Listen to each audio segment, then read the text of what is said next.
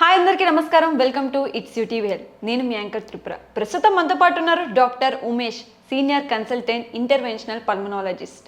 So నార్మల్గా గురకను అందరు సామాన్యంగా అంటే ఈజీగా తీసేసుకుంటారు. అసలు గురక వల్ల వచ్చే సమస్యలు, అలానే లంగ్ ఇన్ఫెక్షన్స్, అసలు లంగ్ ఇన్ఫెక్షన్స్ ఎందుకు వస్తాయి, కారణాలు ఏంటి అనేది డాక్టర్ని అడిగి తెలుసుకుందాం. Hello doctor. హలో సార్, నార్మల్గా ఎవరికి పల్మనాలజిస్ట్ అంటే అంత ఐడియా లేదు సార్. అసలు పల్మనాలజిస్ట్ అంటే ఏంటి సార్?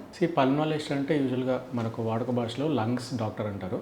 ఓకే. అంటే పల్మనాలజిస్ట్ యూజువల్గా ఆస్తమా, సిఓపిడి అంటే smoking related disease, COPD, interstitial lung disease అంటే ఈవెన్ పీజియన్స్ వల్ల సో అలా చూస్తాం కదా. So interstitial lung diseases and pneumonias, tuberculosis and even lung cancers diagnosis కూడా పల్మనాలజిస్ట్ యూజువల్గా చేస్తుంటారు. అండ్ మోస్ట్ ఇంపార్టెంట్ వచ్చేసి స్లీప్ యాప్నియా డిజార్డర్స్ అంటే స్నోరింగ్ వల్ల వచ్చే స్లీప్ యాప్నియా డిజార్డర్స్, ఇవన్నీ కూడా యూజువల్గా పల్మనాలజిస్టే డీల్ చేస్తారు.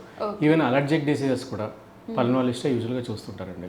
ఓకే సార్, ఇప్పుడు చూసుకుంటే పొల్యూషన్ అనేది చాలా పెరిగిపోయింది కంపేర్ టు ప్రీవియస్ ఇయర్స్లో చూసుకుంటే. ఇప్పుడు వెహికల్స్ పెరిగిపోవడం కానీ, ఇంతకుముందు బయట ఒకటే పొల్యూషన్ ఉండేది, ఇప్పుడు ఇండోర్ కూడా మనకి పొల్యూషన్ అనేది చాలా ఎక్కువైపోయింది. సో ఇండోర్ పొల్యూషన్కి అండ్ అవుట్డోర్ పొల్యూషన్కి మన లంగ్స్ అనేది ఎలా ఎఫెక్ట్ అవుతాయి సార్? యూజువల్గా ఇండోర్ అండ్ అవుట్డోర్ పొల్యూషన్ ఇప్పుడు ఆల్మోస్ట్ ఈక్వల్ అనే చెప్పాలి.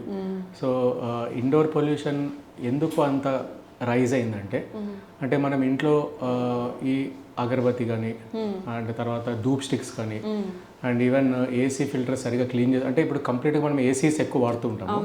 సో ఈ ఏసీ ఎయిర్ కండిషన్స్ వాడడము అండ్ ఈవెన్ కొందరు స్మోకర్స్ ఇంట్లోనే ఎక్కువ సిగరెట్ స్మోకింగ్ చేస్తూ ఉంటారు. అండ్ మస్కిటో కాయిల్స్, సో ఇవన్నీ కూడా యూజ్ చేయడంతో ఇండోర్ పొల్యూషన్ ఏమవుతుందంటే, ఇంట్లో మనకు పొల్యూషన్ అనేది కొంత పెరిగిపోవడంతో, ఎస్పెషలీ మీరు మోస్ట్ ఇంపార్టెంట్ దీంట్లో ఏది అంటే యూజువల్గా అగర్బత్తీస్ వచ్చేసి almost it is equivalent to cigarette smoking. Suppose ఒక 2 అగర్బత్తీస్ వెలిగించాము, ధూప్ స్టిక్స్ వెలిగించాం అనుకోండి, almost your smoking 2 to 3 cigarettes అనమాట. సో అంత హజార్డ్ కాజ్ చేస్తుంది అగర్బత్తీస్. అండ్ ఈవెన్ ఏసీస్ కూడా తీసుకుంటే కూడా ఇప్పుడు ఏసీ ఇప్పుడు మన హైదరాబాద్లో ఎక్కువ ఎయిర్ కండిషన్స్ బయటనే ఈ పీజియన్స్ అనేది ఎక్కువ కూర్చోవడము. సో అక్కడ పీజియన్ డ్రాపింగ్స్ కానీ అండ్ తర్వాత పీజియన్ ఫెదర్స్ కానీ ఇవన్నీ కూడా ఈ ఏసీ అవుట్డోర్ వెంట్లోనే ఎక్కువ ట్రాప్ అయి ఉంటుంది అనమాట. సో ఈ ఏసీసే మనము వాడడంతో, సో అక్కడ నుంచి ఆ డస్ట్, పీజియన్ డస్ట్ ఇవన్నీ కూడా మనము పీల్చుకోవడంతో, so there is a very important condition call as hyper sensitive pneumonitis అంటారు. సో ఇటువంటి కండిషన్ తోటి ఈ మధ్య మనం హాస్పిటల్స్లో ఇటువంటి కండిషన్స్లో చూస్తుంటాం, ఎస్పెషల్లీ ఏసీ వర్కర్స్లో చూస్తాము. And other most important is dampen walls, అంటే గోడలంతా కూడా కొంత తేమ బట్టి ఉండడం అన్నమాట. సో ఈ తేమ బట్టి ఉండడంలో దీంట్లో ఫంగస్ అనేది యూజువల్గా గ్రో అవుతుంది. సో ఈ పేషెంట్స్లో కూడా మనము హైపర్ సెన్సిటివ్ నిమోనైటిస్ అనేది యూజువల్గా చూస్తాం. హైపర్ సెన్సిటివ్ నిమోనైటిస్ ఇది almost it will cause hospitalization అండి. ఒక్కొక్కసారి ఏమవుతుందంటే ఈవెన్ పేషెంట్ వెంటిలేటర్ మీద కూడా పోతారు. సో అంటే ఎలాగ జరుగుతుందంటే, సో ఎప్పుడైతే ఈ పీజియన్ డ్రాపింగ్స్ కానీ లేకపోతే గోడల్లో తేమ, ఒక ఫంగస్ కానీ మనం చాలా కాలం నుంచి మనం గాలి తీసుకుంటూ ఉండడంతో ఈ పార్టికల్స్ లోపలికి వెళ్ళి ఈ మన గాలి పైప్నంతా కూడా డ్యామేజ్ చేసుకుంటూ వెళ్తుంది. It is cause chronic inflammation అంటారు అనమాట. సో ఎప్పుడైతే పార్టికల్స్ లోపల మనం గాలి తీసుకొని కంటిన్యూస్గా గాలి పైపులని అంటే ఎయిర్వే విండ్ పైప్ని అంతా డ్యామేజ్ చేయడంతో it will lead to lung damage. Okay sir, నార్మల్గా స్మోక్ చేసే వాళ్ళల్లో లంగ్స్ అనేది ఆల్మోస్ట్ డ్యామేజ్డ్ ఉంటాయి. ఇప్పుడు ప్రెసెంట్ జనరేషన్లో పబ్ కల్చర్ అనేది బాగా ఎక్కువైపోయింది. దాంట్లో కొంతమంది స్మోకర్స్ ఉంటారు, కొంతమంది నాన్ స్మోకర్స్ ఉంటారు. సో వాళ్ళు ఎలా ఫీల్ అవుతారంటే, నేను స్మోక్ చేయటం లేదు, నా లంగ్స్ హెల్దీ ఉన్నాయని వాళ్ళు ఫీల్ అవుతారు. సో అలాంటి వాళ్ళకి లంగ్స్ అనేది ఎంతవరకు డ్యామేజ్ చేస్తారు సార్ బై కంపేర్ స్మోకింగ్ చేసే వాళ్ళతో? అంటే ఫస్ట్ ఆఫ్ ఆల్ మనం తెలుసుకోవాల్సిన విషయం ఏంటంటే, సిగరెట్ స్మోకింగ్లో అసలు ఏమేమి ఉంటుంది, అంటే దానివల్ల ఎందుకు అంత సీరియస్నెస్ కాజ్ చేస్తుంది, అంటే క్యాన్సర్స్ కానీ, సిఓపిడి కానీ, లంగ్ ఇన్ఫెక్షన్స్ కానీ ఎందుకు ఈ స్మోకింగ్ కాజ్ చేస్తుందని ఫస్ట్ మనం తెలుసుకోవాలి. సో స్మోకర్ యూజువల్ అంటే సిగరెట్స్లో ఏం ఉంటుందంటే ఆల్మోస్ట్ 4000 కెమికల్ కాంపౌండ్స్ ఉంటాయి స్మోకర్ అంటే సిగరెట్లో. సో దాంట్లో almost 30 to 40 are highly okay, అంటే క్యాన్సర్ కాజింగ్ సబ్స్టెన్స్ ఆల్మోస్ట్ ఒక 30 to 40 సబ్స్టెన్సెస్ ఉంటాయన్నమాట. ఓకే ఓకే, ఇప్పుడు లెటెస్సే ఒక smoker he will light a cigarette. Okay, ఇక్కడ స్మోకర్ ఓన్లీ 1/3 ఆఫ్ స్మోకే తీసుకుంటాడు, 2/3 బయటకు వదిలేస్తాడు. ఓకే, సో 1/3 తీసుకుంటేనే స్మోకర్కి అంత రిస్క్ ఉన్నప్పుడు 2/3 తీసుకుంటే అంటే పబ్లిక్ అంటే చుట్టుపక్కల ఉన్న వాళ్ళ 2/3 తీసుకుంటే వాళ్ళకి కూడా ఎంత ఆల్మోస్ట్ ఈక్వల్లీ రిస్క్ ఉంటుంది వాళ్ళకి. సో అంటే దీన్ని సెకండ్ హ్యాండ్ స్మోక్ అంటారు. సెకండ్ హ్యాండ్ స్మోక్ అంటే ఇప్పుడు మా స్మోకర్ గాలి పీల్చిన తర్వాత వదిలేసేది, పక్కన వాళ్ళు ఎవరైనా పీల్చడం జరిగితే దాన్ని సెకండ్ హ్యాండ్ స్మోక్ అంటారు.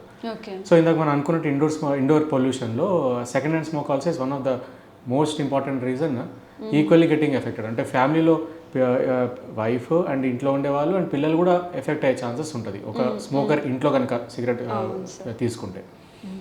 And there is a word called third hand smoke అని కూడా అంటారు. థర్డ్ హ్యాండ్ స్మోక్ ఏంటంటే ఇప్పుడు యూజువల్గా స్మోకింగ్ చేసిన తర్వాత పొగ అంతా కూడా మనకు చుట్టుపక్కల వెళ్తుంది, బట్ పార్టికల్స్ అంతా కూడా కిందికి వెళ్ళి సస్పెండ్ అయ్యి ఈ కార్పెట్స్ మీద తర్వాత ఫ్లోర్స్ మీద ఉంటుంది అనమాట. సో చిన్నపిల్లలు ఇన్ఫాంట్స్ ఎవరు దోగాడే పిల్లలు ఉంటారు కదా, వాళ్ళు ఈ అంటే కింద ఫ్లోర్ మీద దోగాడుతున్నప్పుడు ఆ పార్టికల్స్ అని తీసుకొని వాళ్ళు usually they will be keeping inside there mouth, వాళ్ళ హ్యాండ్స్ కానీ అవంతా కూడా. సో చిన్న పిల్లలు కూడా అంటే ఇన్ఫాంట్స్ పాకే క్రాలింగ్ చేసే పిల్లలు కూడా ఎఫెక్ట్ అవుతారు అనమాట. This called as third hand smoke అని అంటారు.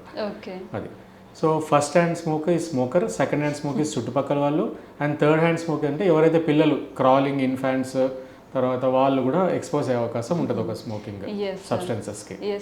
సో లంగ్ అంటే స్మోక్ చేస్తే ఆటోమేటిక్గా మన లంగ్ అనేది ఇన్ఫెక్షన్ అవ్వడం స్టార్ట్ అవుతుంది. సో వాళ్ళకి ఫస్ట్ ఇన్ఫెక్షన్ స్టార్ట్ అయినప్పుడు చూపించే సిమ్టమ్ ఏంటి సార్? అంటే ఫస్ట్ స్మోకింగ్ జరుగుతున్నప్పుడు అంటే స్మోకర్కి ఏం జరుగుతుంది అంటే when ever they inhale smoke అంటే ఎప్పుడైతే పొగ పీల్చుకుంటారో మనకు గాలి పైపులో యూజువల్గా అంటే ఎయిర్వేలో ఒక డిఫెన్స్ మెకానిజం ఉంటుంది. అంటే ఏదైనా ఒక స్మోక్ కానీ ఒక పార్టికల్ కానీ ఒక వైరస్ కానీ బ్యాక్టీరియా ఎంటర్ అయినప్పుడు మనకు బాడీలో ఒక ఇమ్యూనిటీ డిఫెన్స్ మెకానిజమ్స్ ఉంటుంది. సో ఇమ్మీడియట్గా ఏమవుతుందంటే అది ఆ పార్టికల్ అంతా కూడా సరౌండ్ చేసేసి మన రక్త కణాలు సరౌండ్ చేసేసి లిమిట్ చేసేసి అక్కడితో బ్యాక్టీరియా ఇన్ఫెక్షన్ని లిమిట్ చేసేస్తుంది అనమాట. స్మోకర్స్లో ఏం జరుగుతుందంటే ఈ గాలి అంటే ఎయిర్వేలో ఉన్న లైనింగ్ అంతా కూడా ఆల్మోస్ట్ బర్న్ అయిపోతుంది. ఓకే, సో డిఫెన్స్ మెకానిజం అంటే మనకు లోపల ఒక ఇమ్యూనిటీ ఏదైతే ఉంటుందో అది కూడా మొత్తం ఆల్మోస్ట్ బర్న్ అయిపోయి ఉండడంతో ఈ స్మోకర్స్లో ఎప్పటికైతే ఇన్ఫెక్షన్స్ అంటే వాళ్ళు ఎప్పుడైనా మనకు యూజువల్ థ్రోట్ ఇన్ఫెక్షన్స్ అనే సీజన్లో వస్తుంటాయి కదా, వీళ్ళలో థ్రోట్ ఇన్ఫెక్షన్స్తో పాటు కింద లంగ్స్ కూడా స్ప్రెడ్ అయిపోయి ఎందుకంటే ఇమ్యూనిటీ ఉంటుంది వీళ్ళకు.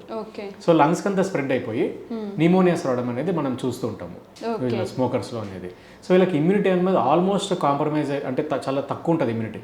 వీళ్ళలోనే మనం నిమోనియాస్ కానీ ఇవన్నీ చూస్తూ ఉంటాం అనమాట మనము స్మోకర్స్లో. సార్ లంగ్ ఇంప్లాంటేషన్ జరుగుతుందా సార్ నార్మల్గా? లంగ్ ట్రాన్స్ప్లాంట్ అంటారు. అంటే lung transplant is a very big thing అండి. అది ఎట్లా అంటే ఇప్పుడు యూజువల్గా లంగ్స్ అంతా కూడా డ్యామేజ్ అయిపోయి అంటే ఇంటర్స్టిషియల్ లంగ్ డిసీజ్ అని ఇందాక మనం మాట్లాడుకున్నాం కదా, పీజియన్స్ వల్ల కొన్ని డిసీజెస్ ఆటో ఇమ్యూన్ డిజార్డర్స్ వల్ల, తర్వాత ఈ మధ్య కోవిడ్ వల్ల మనకు కోవిడ్ ఫైబ్రోసిస్ అయిపోయి లంగ్స్ అంతా కూడా డ్యామేజ్ అయిపోయినాయి. సో ఆ కండిషన్స్లో అంటే చాలా కాలం నుంచి క్రానిక్ లంగ్ డిసీజెస్ అంటారు. సో వీళ్ళలో ఏ మందులు పనిచేయవు, ఇంకా ఇన్హేలర్స్ కానీ ఏదైనా ఇమ్యూనో సప్రెసెన్స్ టాబ్లెట్స్ తీసుకుంటున్నా కానీ, ఆ తర్వాత కొన్ని యాంటీఫైబ్రోటిక్స్ అంటే కోవిడ్ టైంలో యాంటీఫైబ్రోటిక్స్ ఇచ్చాము ఎక్కువ. సో ఈ టాబ్లెట్స్ అన్నీ వాడుతున్నా కూడా ఈ క్రానిక్ లంగ్ డిసీజ్ అంటే ఈ డ్యామేజ్ అనేది ఇంప్రూవ్ కాదనమాట ఇంకా. సో ఇవన్నీ ప్రోగ్రెస్ ఇంకా డ్యామేజ్ అవుతూనే ఉంటుంది అనమాట.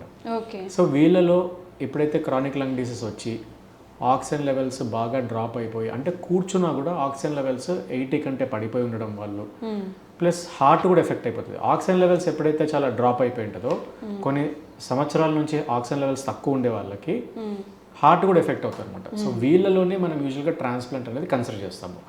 సో ట్రాన్స్ప్లాంట్స్ కూడా it is not like a simple అంటే it is on waiting list అనమాట. ఆ తర్వాత అట్లా ట్రాన్స్ప్లాంట్ టీమ్ అక్కడికి వెళ్ళి లంగ్స్ని తెచ్చుకొని ఇటువంటి క్రానిక్ లంగ్ డిసీజ్ పేషెంట్స్లో ట్రాన్స్ప్లాంట్స్ అనేది చేస్తారు. దిస్ ఈజ్ లాస్ట్ రిసార్ట్ అండి యూజువల్గా.